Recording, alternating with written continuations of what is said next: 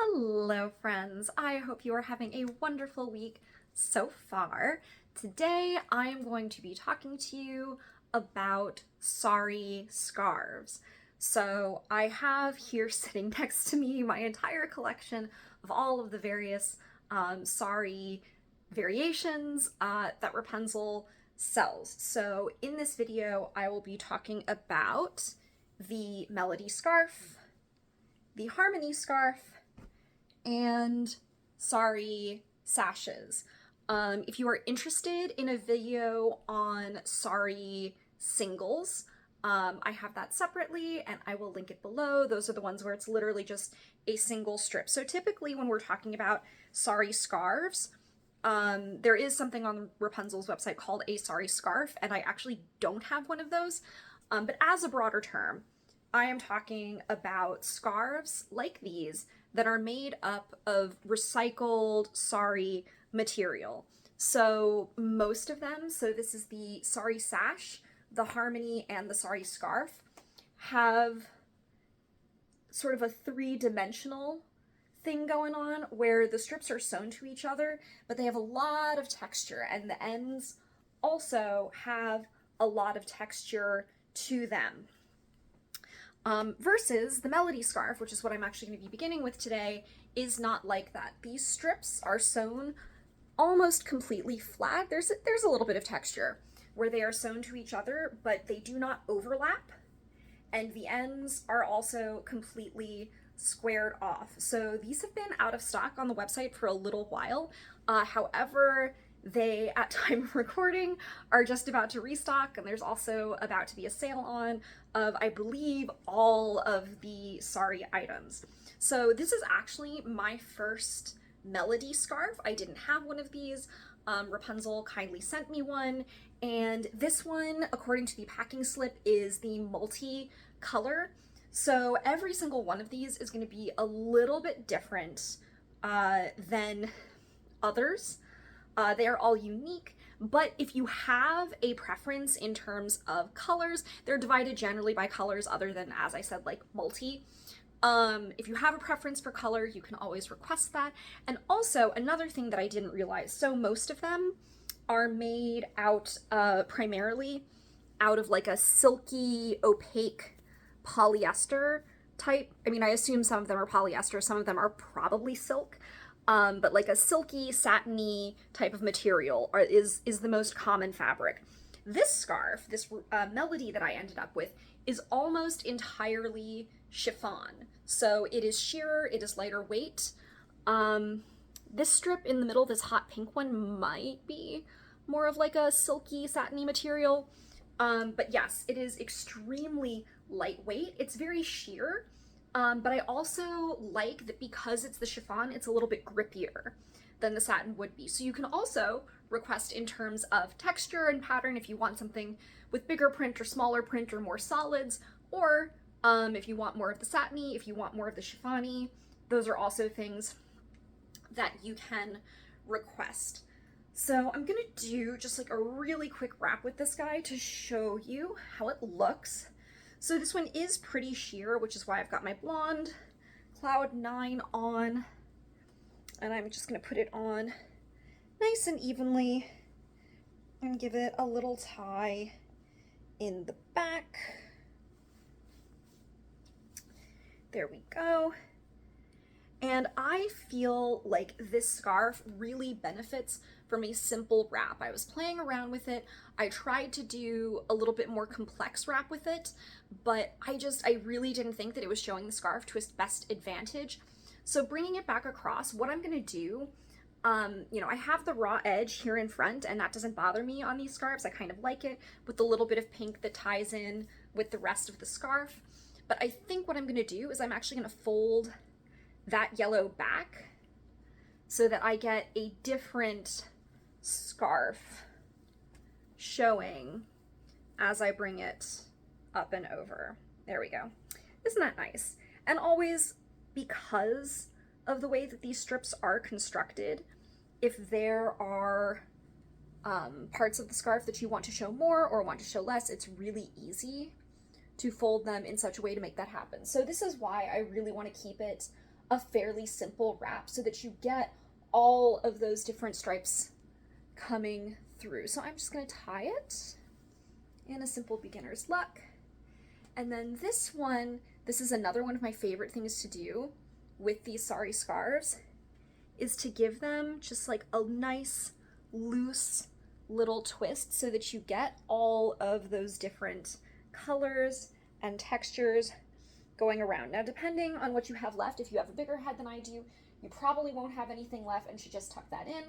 I have the ittiest bittiest little tail here, so I'm just going to bring that right on through, give this a little bit of a fluff, and that's it. So here is nice, very simple look from the front, from the side, back, and the other side. So you can always play around with how your strips are showing up. If you want more of one color, less of another, it's really easy to play around and figure out how to do that. So that is the Melody scarf. I will have all of these linked in the description box below. As noted, I do get a commission on anything that is purchased through my affiliate links. But yeah, so that's that one. Now, let's talk about sari sashes. So this is the width of a sari sash. So as you can see, it is not as wide as a standard scarf is. My understanding is that the sari scarves are a little bit wider than this, but still not up to the width of a standard scarf. So I will show you all of the ones that I have. This one is, this was a plum color. I don't know whether that is currently on offer, whether it will be on offer. You know, they kind of categorize things based on what they get in, so certain color groupings may or may not repeat. That is the plum. This I actually bought secondhand. That is a black and white. And this one is one of my favorites. I cannot tell a lie. I have used it in videos before. It's just a really excellent neutral pairing. So that is black and white. I have this green one, which was also a secondhand purchase. These, like the Harmony scarves, you can see that the strips overlap, that they have three-dimensional texture. This one that I bought is red. They called this red. So it's got this fun little gingham print, and then it has a lot of blue in it, which one of my favorite things about the saris is that sometimes you end up with combinations in your scarf that you never would have thought to put together yourself. So this is my final, and this is my favorite sari sash that I have, and it's got this fun strip of teal through it that I just absolutely love.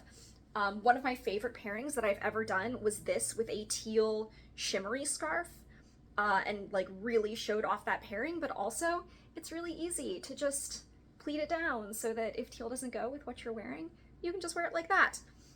So yes, so these are all of the sari sashes that I have. I swear I'm going to keep messing that up. Please forgive me.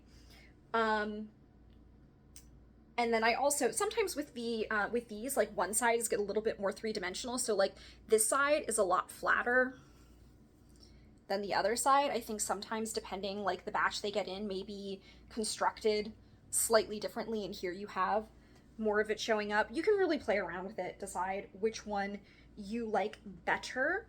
I think I'm gonna wrap this today with the flatter side out. Now, typically, I would not use one of these to cover the entirety of my head. I am gonna try though, because there is a technique that's recommended for using a sari scarf, not a sash, a sari scarf, to cover the entirety of your head. And I'm pretty sure I've done it successfully with this scarf before, but I'm gonna show it to you and we will see where we get to. Okay, so I'm going to start with one end fairly short and the other end nice and long, and I am going to tie it on to my head so that this scarf is coming up like this, and this one's coming towards the back of my head. So as you can see, this is everything that is hanging out. But what I'm going to do is I'm going to take this, spread it out nice and wide, and flip it up. And then this can tuck in up here.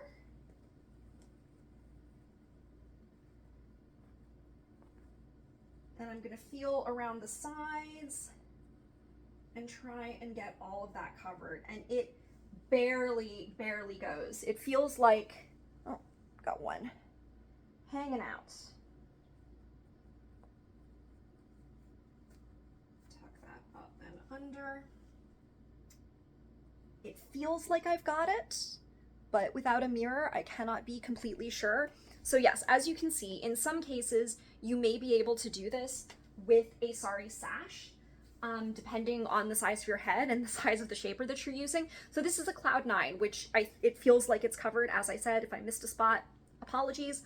But certainly with a smaller shaper or just like a volumizing headband, you would absolutely be covered. And then I have this whole long end that I could do a variety of things with. So let me see. All right, yeah, I'm gonna flip it around so that I'm not putting this next to that.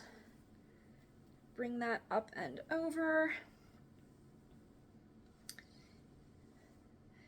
And then I'm just going to take that. So I could either just keep wrapping this around until I run out of space, tuck it in, and have basically what looks like a regal wrap. Or I am going to find where I brought it across and bring it through. There we go. So that is a single sari sash wrap with, I think, all the coverage that I need in the back. So here it is from the front, from the side, back, and the other side. And these will also vary a little bit in width, so some may be wide enough to do this with and others may not. I would not necessarily try and buy one of these with the intention of covering the entirety of the back of your head, but definitely if you get the sari sash, you should be able to do it just fine. So that is that one, and next I'm going to move on to the big one. I am going to move on to my harmony scarf, and this was in the color Autumn Leaves. So this was, the harmonies were designed, all of them, to be able to cover your head, to cover your head in a single wrap. All of them should be able to get that job done. Now I will say, because of all of the overlap in it, even though the individual fabrics are very light, this does end up feeling like a heavier scarf because there is so much overlap. But I'm just gonna do a quick little wrap with this one to give you an idea how it looks. So I did this wrap over on my Instagram with a sari, with the Melody scarf. So I've got it on fairly unevenly. That's maybe a little bit too uneven. I'm gonna give myself a little bit more room over here. There we go. And I'm going to tie it in the back.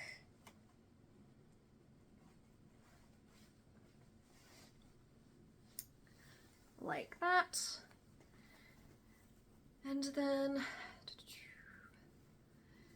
be prepared to bring these up and over.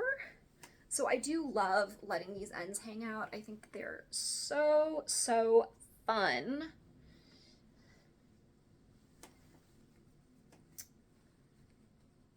Go spread that out so nothing looks lumpy or bumpy. I'm going to cross my short end in the front, and then I'm going to give it one more twist. And that guy, I'm just going to flip back here for the moment. And then this, I am just going to tuck right back in to itself there. And then this, I am going to spread out and let it cascade down the back. And if you want to do any adjustment here, make it a little bit more symmetrical, fluff it up, I would recommend doing that. And that is the wrap, another nice little veil style. So here it is. I'm also gonna try and even that up. So I have a little bit more even of that red showing in the front. Okay, I'm happy with that. All right, here we go from the front, from the side, back, and the other side.